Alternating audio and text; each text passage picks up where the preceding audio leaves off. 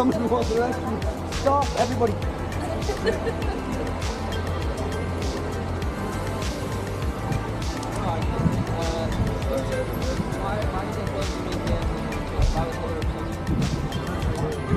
Where it was, I mean, the coast was getting bombed.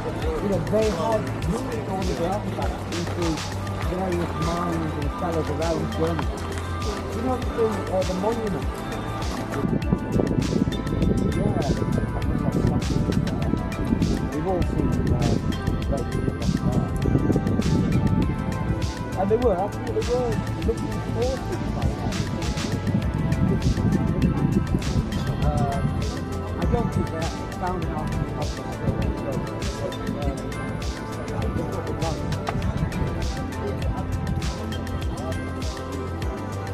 but it's great when you do the visit, you know, to look around the museum or an artifact from all over time and space.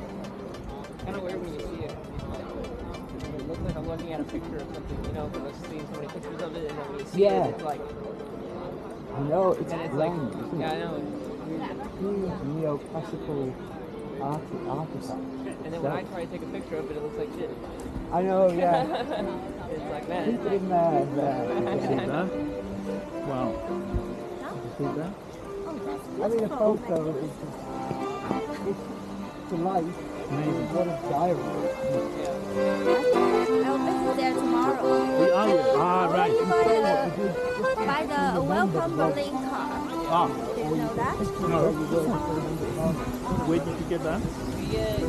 It's in train station. Yeah, it's been by Alatarga, there's Edinburgh. But look, I'm with Oh, you have that. Oh, for the museum. Yes. I mean, it may be 24 hours, but I can't do everything. Yeah, you can. Maybe just 2 or 3 museums. And then you have to rest. How long will you stay in Berlin? Me?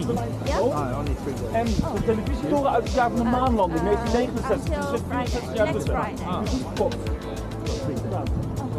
And then you go back? No, I'm going to Poland. Me too. Actually, I'm going to Dresden. Yeah, right. To visit my...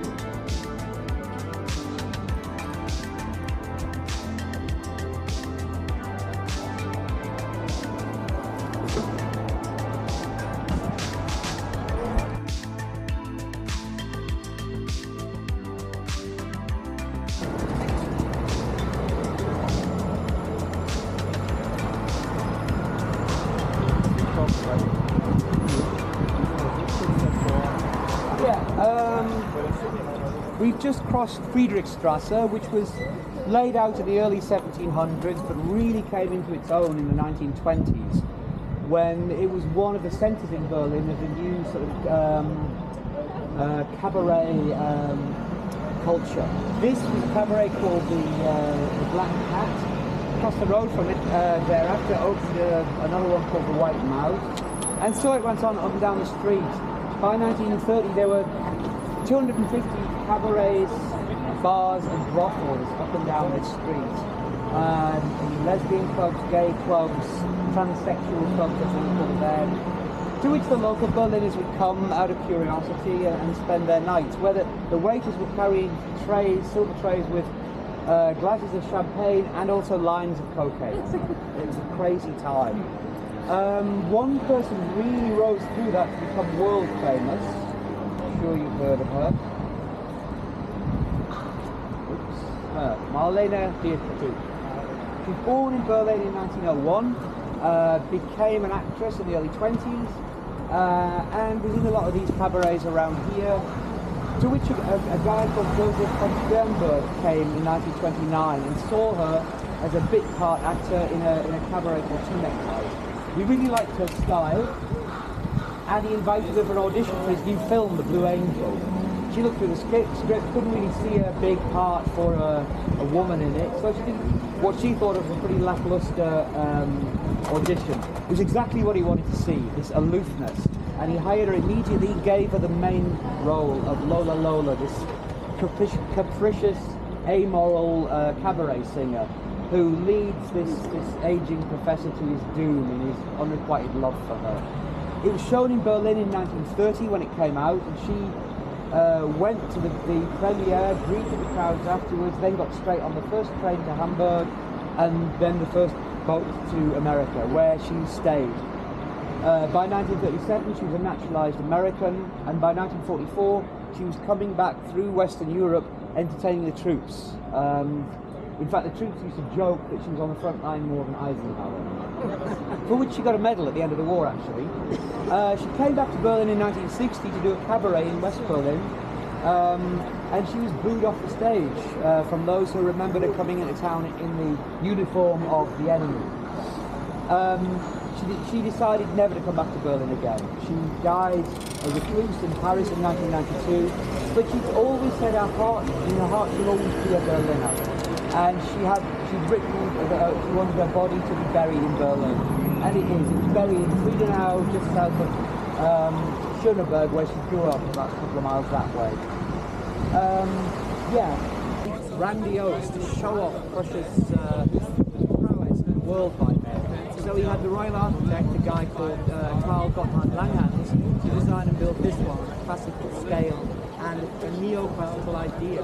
It's based on the gates to the Acropolis in Greece. And then on top of it, 2 years later, came this statue. It's a quadriga. It's called the quadriga, which is a 4-horse-drawn chariot. Initially, it had the Greek goddess of peace, Irene, driving it. One hand holding the reins, one hand holding an olive branch. Napoleon came to town 13 years after it being put up, took Berlin, and took that back to Paris with him as the spoils of war. When the Germans and the British finally beat Napoleon in 1814, they brought that back and put it on and changed the goddess to the Roman goddess of victory. Van pushing past BBC Sports. We're here.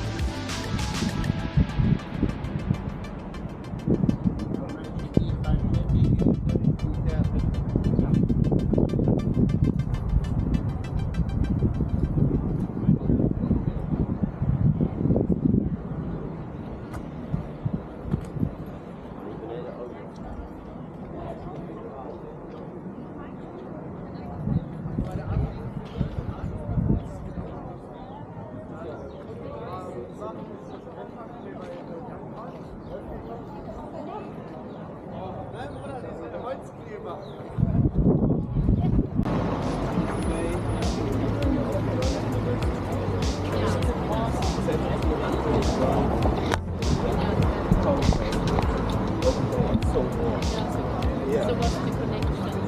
Yeah. What is it?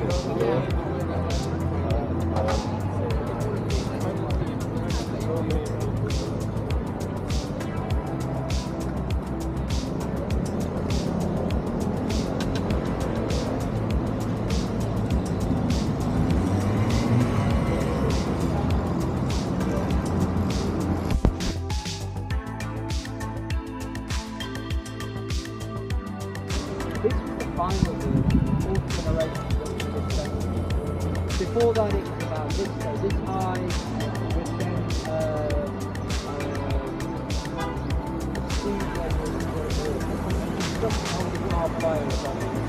But it gradually got bigger and bigger, and then gradually started to build these next to it. Another wall on was going to be that way, which is east building is probably be able to get here. And then within the two, right across the road there from this side of that courtyard, this area is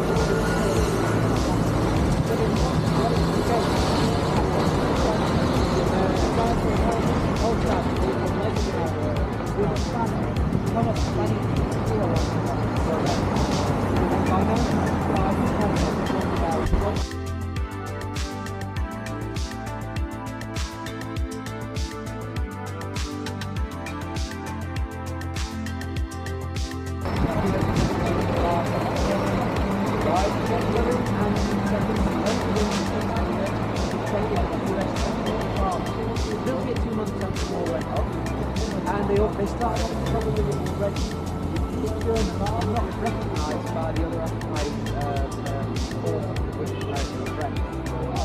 So they would only deal with by the end of September,